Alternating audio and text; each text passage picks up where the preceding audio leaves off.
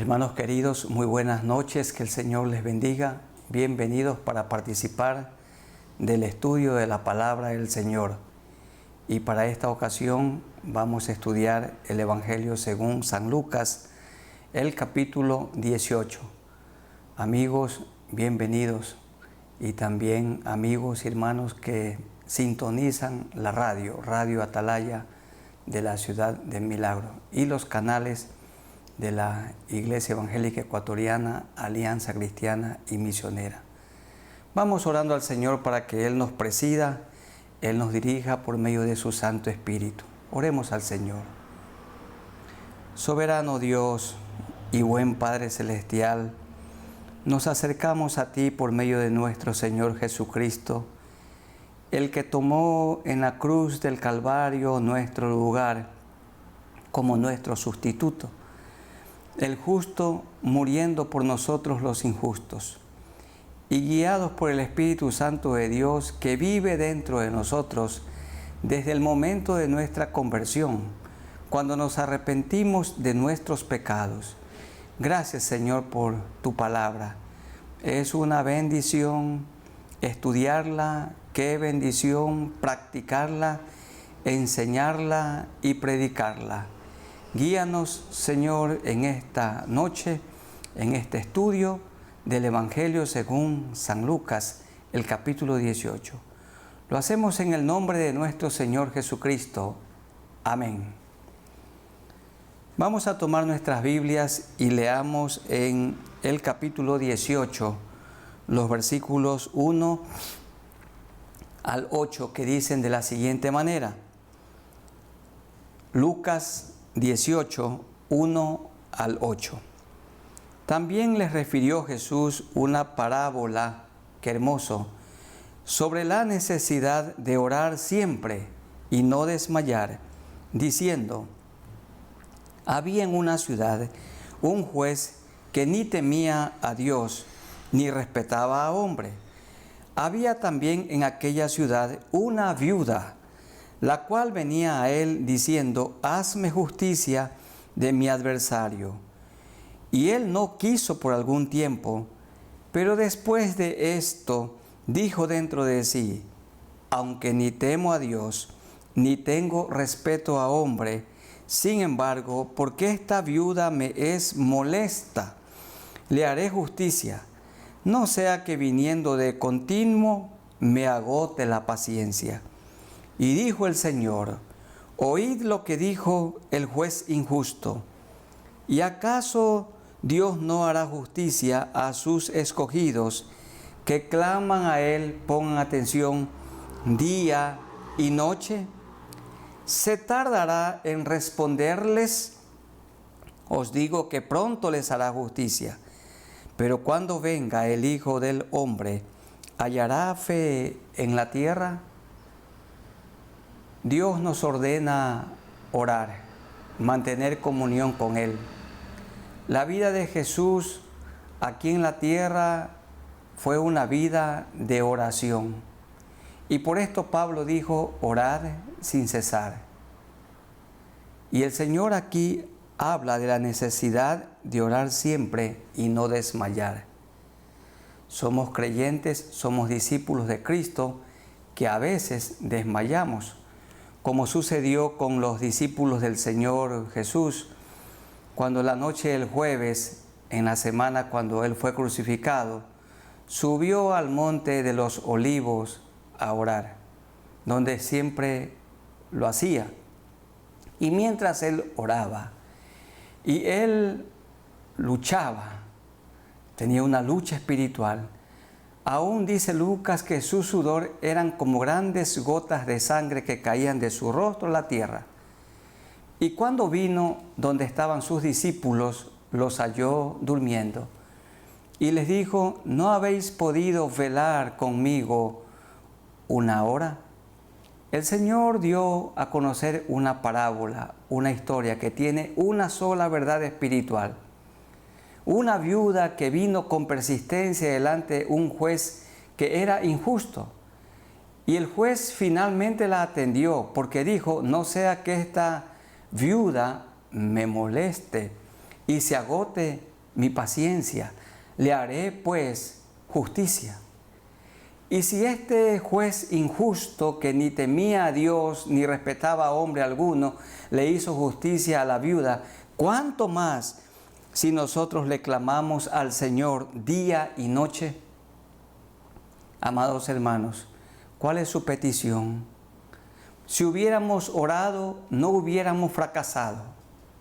La enseñanza aquí del Señor es que tenemos que ser persistentes en oración. Tenemos que orar siempre. Jesús dijo, la oración es una necesidad. Así como el pan de cada día, el alimento de cada día es una necesidad. Si no nos alimentamos, nos vamos a morir. Si no oramos, nos secamos y nos morimos espiritualmente hablando. Orar tiene que ser como respirar. Respirar el oxígeno a cada momento es una necesidad. Y orar es una necesidad. Dice, la necesidad de orar siempre y no desmayar.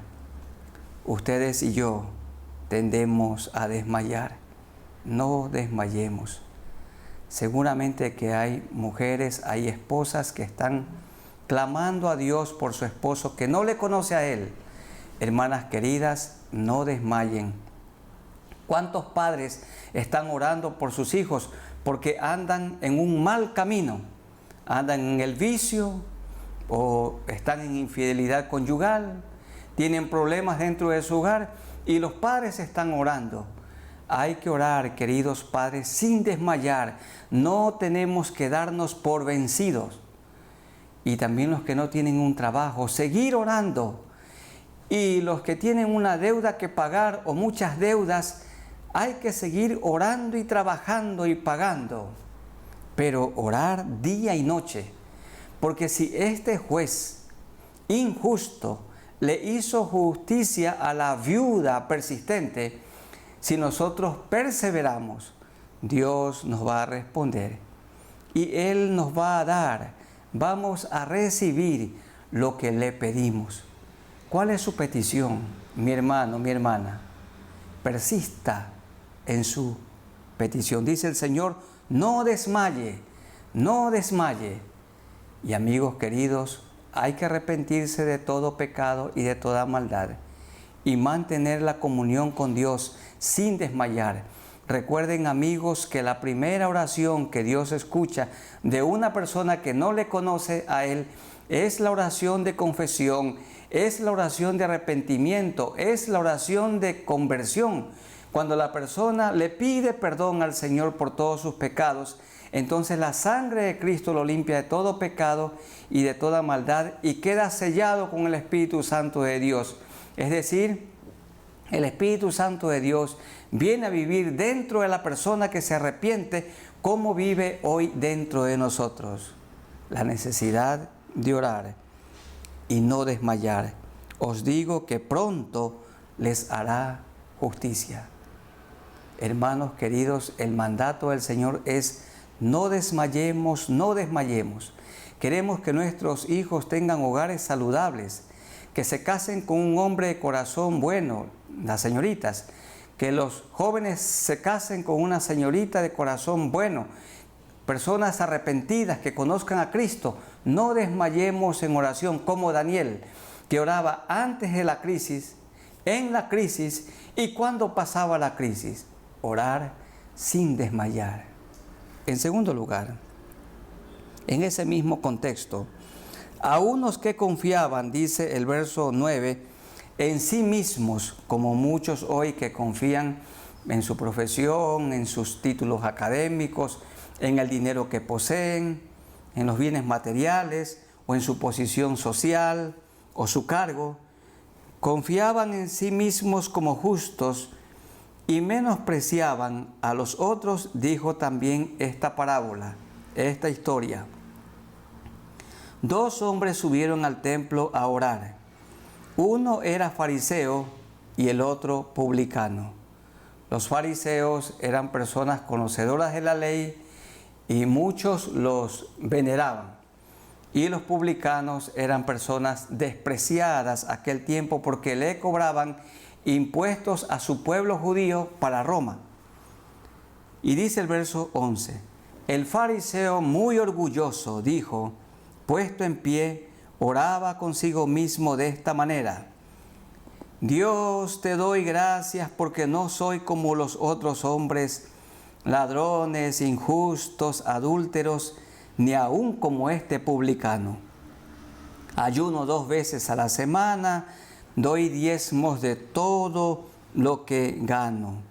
Mas el publicano, estando lejos, no quería ni aun alzar los ojos al cielo, sino que se golpeaba el pecho diciendo: Dios, sé propicio a mí, pecador. Os digo que este, es decir, el publicano, descendió a su casa justificado antes que el otro, porque cualquiera que se enaltece será humillado, y el que se humilla será enaltecido. Las parábolas de Jesús tienen una sola enseñanza, una sola verdad espiritual. ¿Y cuál es la enseñanza, la verdad espiritual aquí? Que Dios no escuchó la oración del arrogante fariseo, del orgulloso fariseo, del hombre soberbio, porque él se enalteció. Claro, probablemente no había cometido esos pecados groseros como ser ladrón, injusto o adúltero, pero practicaba pecados que no se ven y estaba en su corazón enquistado el orgullo, el maldito orgullo. Este es el primer pecado que se cometió en la creación, cuando Lucero, en el mismo cielo, quiso quitar del trono a Dios y ponerse en el lugar de Dios como Dios. Y entonces se transformó en ese horrible personaje, en esa horrible persona llamada Satanás, porque su corazón, dice la Escritura, se ensoberbeció, se llenó de orgullo, y el Señor lo despojó, lo sacó de su presencia, y hasta hoy es el enemigo de nuestras almas. En contraste, el publicano se presentó delante del Señor humillado, y él dijo: Dios, sé propicio a mi pecador. ¿Qué significa ser propicio? Dios, mírame con misericordia. Dios, ten misericordia de mí. La propiciación tiene que ver con que Dios quedó satisfecho con el sacrificio de Cristo. Dicho de otra manera, el sacrificio de Cristo satisfizo, calmó la ira de Dios. Él tenía que derramar su ira contra nosotros y nosotros teníamos que haber muerto por nuestros pecados, pero Cristo tomó nuestro lugar en la cruz del Calvario como nuestro sustituto. Y el publicano, humillado, está reconociendo: sé propicio, mírame, Señor, con misericordia. Y el Señor alabó y aprobó la actitud del publicano, diciendo en el verso 14: os digo que éste descendió a su casa justificado. ¿Qué es la justificación? La justificación es el acto por el cual Dios nos mira como justos, pero a través de Jesucristo. Para mirarnos como justos, Dios mira a Jesucristo y por medio de Él a nosotros. Y éste descendió a su casa justificado. ¿Por qué? Porque se humilló. Hermanos queridos, que el Señor nos ayude a vivir en humildad, reconociendo que lo que somos, lo que tenemos, el perdón que hemos recibido, es por pura gracia de Dios. Es un regalo del cielo, no es por méritos personales. Las personas que tienen algún título académico o muchos títulos académicos, es por la gracia del Señor. El auto que tenemos, por la gracia del Señor. La casa en la que vivimos, por la gracia del Señor. Los hijos que el Señor nos ha dado, por la gracia del Señor. El cónyuge que tenemos, por la gracia del Señor. El trabajo que el Señor nos ha dado, por la gracia del Señor. Todo es por su gracia, por los méritos de Él. Nada es por méritos nuestros. Y el Señor dijo: aprendan de mí, que soy manso y humilde de corazón, y hallaréis descanso para vuestras almas. ¿Quiénes son las personas que nunca tienen descanso? Las orgullosas, las que se enaltecen, las soberbias. Pero en cambio la persona humilde siempre vive en paz, en la abundancia o en la escasez. ¿Cómo tenemos que acercarnos a Dios? En humildad. ¿Cómo tenemos que relacionarnos con los demás? En humildad. Todo lo que somos y lo que tenemos por pura gracia del Señor.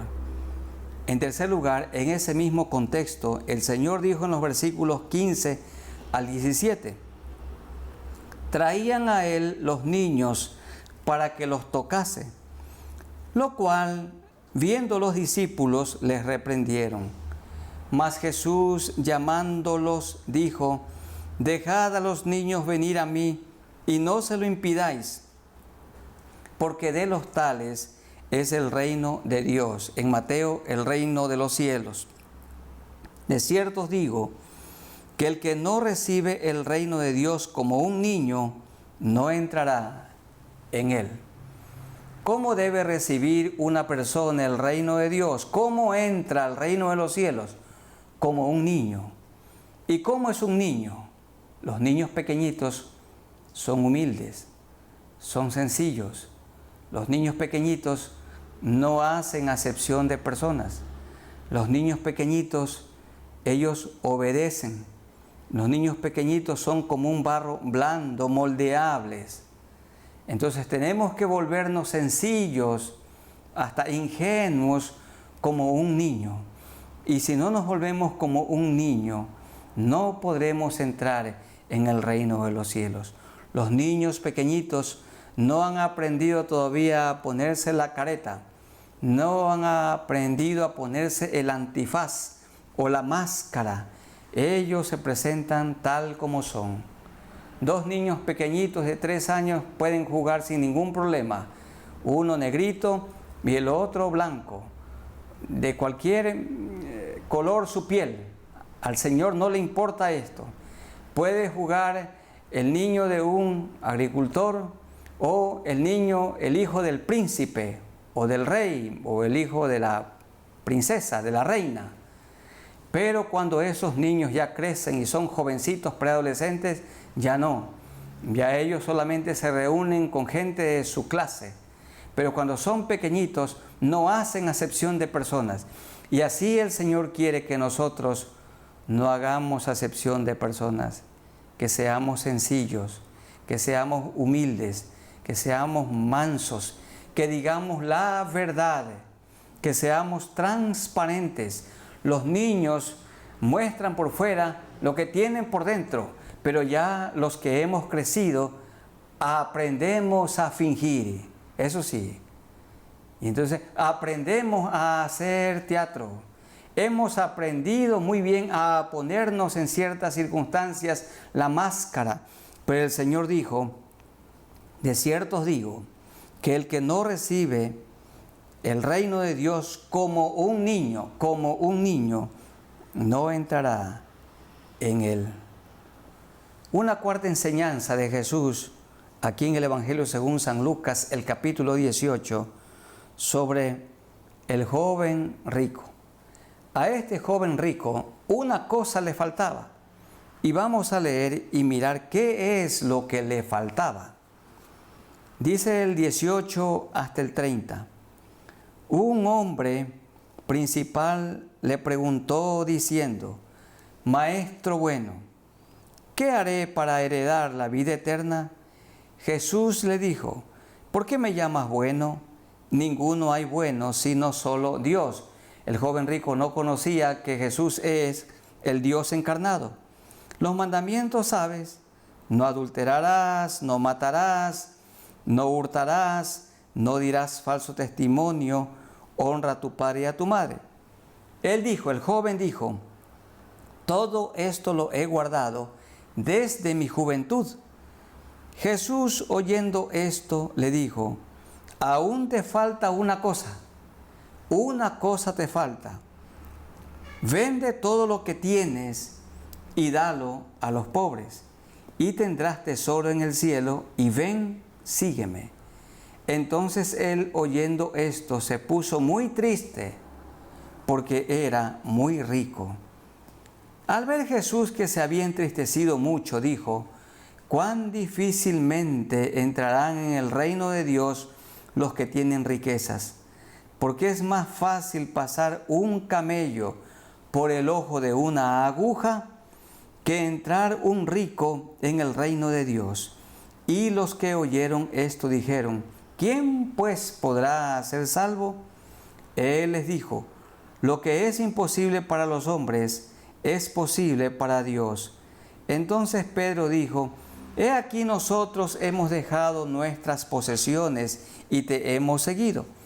Y él les dijo: «De cierto os digo, que no hay nadie que haya dejado casa o padres o hermanos o mujer o hijos por el reino de Dios, que no haya de recibir mucho más en este tiempo y en el siglo venidero la vida eterna».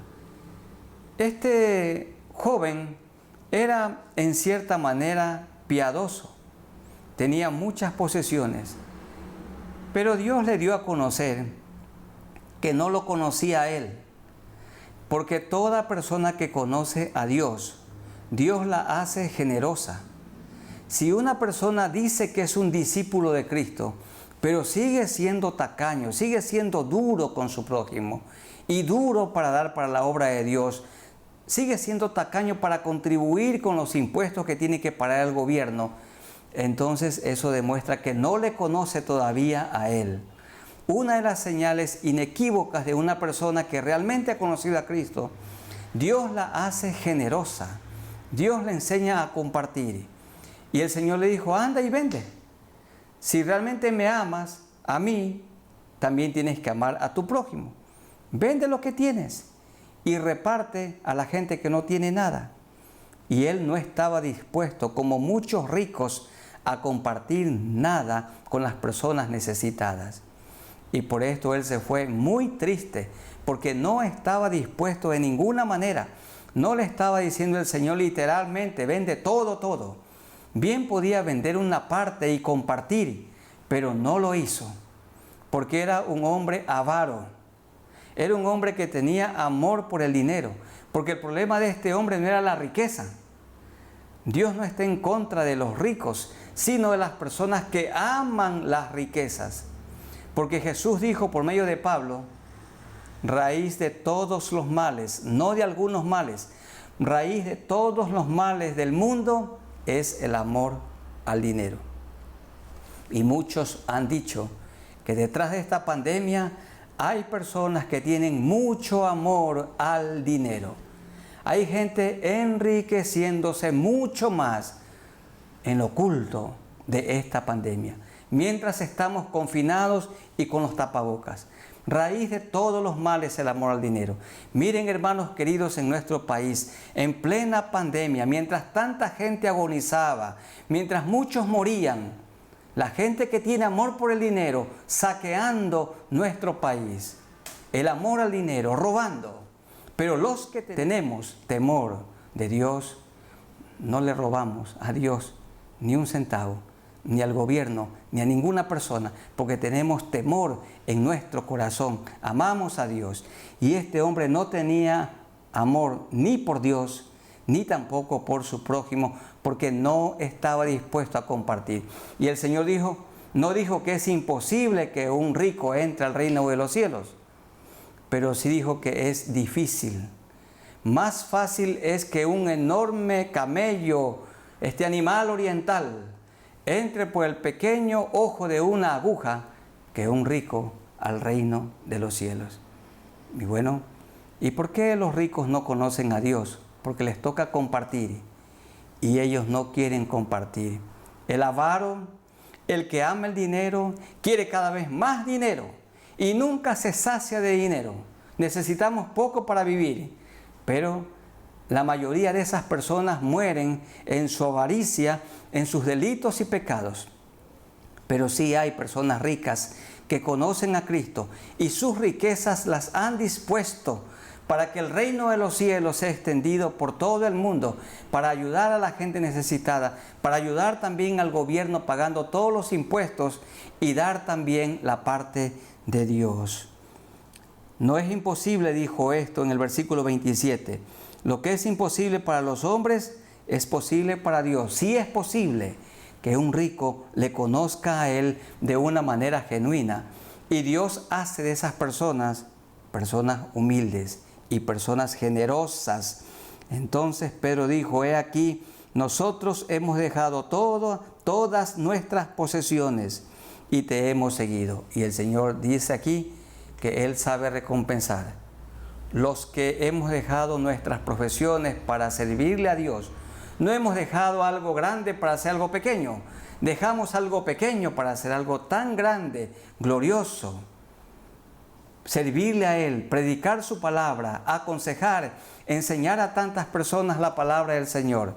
Y Él nos ha recompensado y nos ha sustentado y no nos ha hecho faltar nada de lo que necesitamos, porque Él es bueno y porque para siempre es su misericordia. En ese contexto, el Señor habla de la necesidad de morir por nosotros en la cruz, en los versos 31 al 34. Tomando Jesús a los 12, estaba también todavía Judas, les dijo, he aquí subimos a Jerusalén. Él estaba en la región de Galilea. Y se cumplirán todas las cosas escritas por los profetas acerca del Hijo del Hombre. Hijo del Hombre es que Dios se hizo hombre. Dios se humanó. Dios vino en persona aquí a la tierra, en la persona del Señor Jesucristo. Jesús es Dios encarnado, el creador del universo, el Hijo del Hombre. Pues será entregado a los gentiles en manos de los romanos, y será escarnecido, afrentado y escupido. Y después que le hayan azotado, como lo ordenó Pilato, como lo ordenó Caifás, como lo ordenó Anás, como lo ordenó también Herodes, haciendo burla de él, le matarán, mas al tercer día resucitará. Pero ellos nada comprendieron de estas cosas, y esta palabra les era encubierta, y no entendían lo que se les decía. El Señor tuvo que morir por nosotros. Nunca pecó, nunca cometió maldad, pero Él murió en la cruz tomando nuestro lugar. ¿Se acuerdan, hermanos y amigos? La turba, una parte de la turba que rodeaba el crimen más horrendo de la historia, la muerte de Cristo. Le decían, le gritaban, si eres hijo de Dios, baja de la cruz y sálvanos también a nosotros, le gritaron los malhechores. Pero como bien dice un autor, si Jesús bajaba, yo subía. Él no bajó y por esto yo no subí, porque yo merecía ser crucificado, pero Él murió en mi lugar y murió en su lugar. Amigos queridos, ninguna religión conduce a Dios. Cristo es el camino. Para ir a Dios, para hacerse parte del reino de los cielos, usted tiene que reconocer que Cristo murió en la cruz en su lugar. Sus pecados, sus maldades merecen la muerte, pero el justo Cristo murió por usted un injusto, por mí un injusto. Y cuando reconocemos esto y ponemos la fe en Jesús, recibimos la salvación, el perdón de pecados, el Espíritu Santo de Dios y la vida eterna. Él murió, pero al tercer día resucitó glorioso. Y también nosotros nos vamos a morir, pero también vamos a resucitar como Cristo resucitó. Él resucitó con un cuerpo inmortal, un cuerpo apto para vivir en el cielo. Y también, hermanos queridos, ustedes y yo resucitaremos con un cuerpo glorificado, un cuerpo inmortal, un cuerpo apto para vivir con Cristo en la eternidad. Por esta razón, este cuerpo aquí se enferma del coronavirus y de tantas enfermedades. Este cuerpo se envejece, se tuerce, se arruga, se duele, se muere. Pero el cuerpo que el Señor nos dará, cuando resucitemos, será un cuerpo que nunca muere. Estaremos con Cristo por los siglos de los siglos. Amén. Por toda la eternidad. Con esta esperanza bienaventurada tenemos que vivir. Y mientras el Señor ya iba subiendo hacia Jerusalén, el Señor en el pasando por Jericó, sanó a un hombre enfermo. En los versos 35 al 43. Aconteció que acercándose Jesús a Jericó, donde vivía gente rica, un ciego estaba sentado junto al camino mendigando.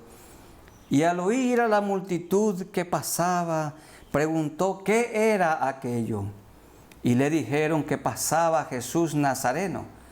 Entonces dio voces diciendo: Jesús, Hijo de David, ten misericordia de mí.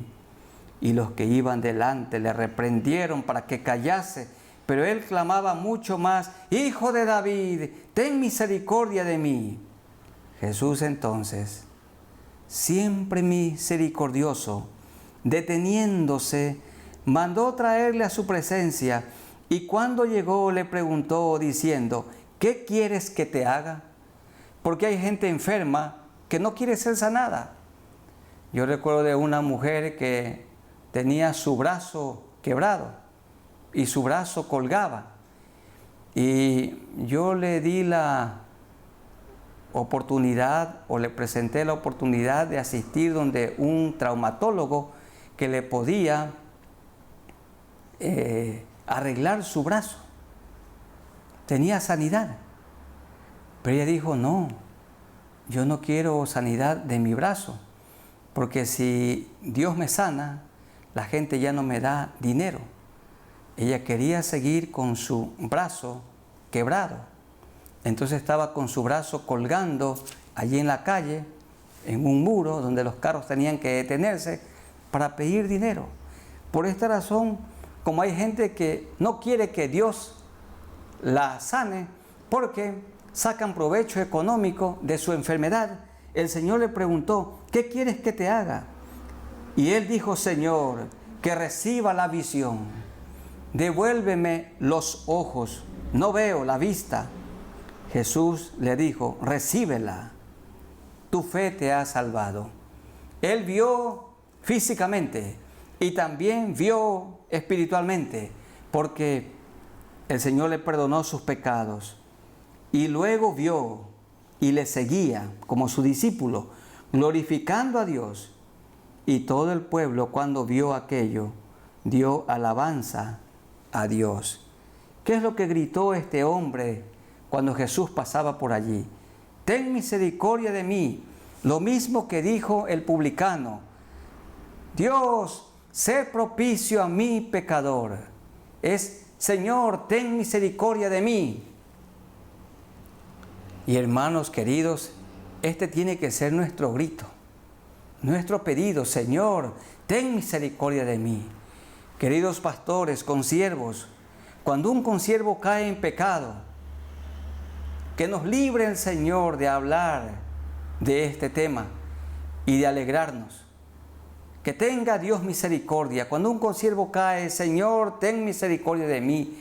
Cuando un consiervo es infiel a su cónyuge: Señor, ten misericordia de mí. Cuando un consiervo administra mal la iglesia del Señor, su rebaño: Señor, ten misericordia de mí. Cuando un consiervo predica herejías: Señor, ten misericordia de mí. Muchos a nuestro alrededor caen y tenemos que decir: ten misericordia de mí. Cuando el hijo de mi hermano fracasa, cuando su hija fracasa, es: Señor, ten misericordia de mí. Te ruego que tengas misericordia de nuestros hijos. Ten misericordia de mí. Sé propicio, Señor, a mi pecador. Y el Señor, que es tan sensible, bueno y misericordioso, atendió al ruego, al clamor, al grito de este hombre. Lo sanó físicamente, pero más, lo sanó espiritualmente. Este ciego pudo ver físicamente, pero ahora pudo ver espiritualmente. Hay personas enfermas con una enfermedad física, pero la gran mayoría está enferma su alma. Y el Señor quiere quitar esa enfermedad, quiere quitar el pecado, limpiarlo con la sangre que Él derramó en la cruz del Calvario. Él atendió a este hombre doliente. Él tuvo misericordia. Queridos hermanos, cualquiera sea su enfermedad, Cristo es sanador. Él es el médico eterno. Mis amados amigos, antes de sanarlo de su enfermedad, Cristo quiere sanar su alma, quiere limpiar sus pecados. Las manchas de sus maldades pueden ser lavadas, pueden ser quitadas únicamente por la sangre de Jesucristo. Si usted dice en este momento, Señor, perdóname, perdóname es, quítame la culpa, lávame, límpiame. El Señor lo hace en este mismo momento. Vamos a orar entonces a nuestro Dios. Primeramente por nuestros hermanos en la fe, si tienen alguna enfermedad, para que el Señor los sane. Y en segundo lugar, y no menos importante, vamos a orar por nuestros amigos para que se pongan a cuentas con Dios y le confiesen al Señor sus pecados en este mismo momento. Inclinemos nuestros rostros y oremos al Señor. Amado Dios, nos acercamos a ti por medio de nuestro Señor Jesucristo, que murió en la cruz y derramó su sangre para limpiar todos nuestros pecados. Tú eres el médico divino, eres el mismo de ayer, hoy y siempre. Así como sanaste a este enfermo, a este ciego, y también sanaste su alma, oramos, Señor, para que pongas tu mano poderosa sobre toda persona enferma. Hay algunos hermanos enfermos con el coronavirus, amigos enfermos. Pon, Señor, tu mano poderosa. Y también hay personas que en este momento están agonizando con su enfermedad y van a morir. Si son discípulos tuyos, tienen plena confianza de la vida eterna. Pero si son personas que están agonizando y no te conocen a ti, deben saber que se van a condenar, a no ser que se arrepientan de sus pecados. Y aquí, Señor, en esta oración, te pedimos por nuestros amigos, para que se arrepientan. Cristo le devolvió la visión física a este hombre ciego, pero también lo perdonó, también le limpió su alma, le quitó su ceguera espiritual. Amigos queridos, ustedes pueden reconciliarse en este momento con Dios. Díganle al Señor, Señor Jesús, yo sé que tú moriste por mí en la cruz del Calvario y derramaste tu sangre. Soy una persona mala. Con tu sangre que derramaste en la cruz, limpia todos mis pecados, limpia mi alma, quita de mi vida la ceguera espiritual, dame tu Santo Espíritu y ayúdame para que yo sea desde hoy una criatura nueva, una persona nueva.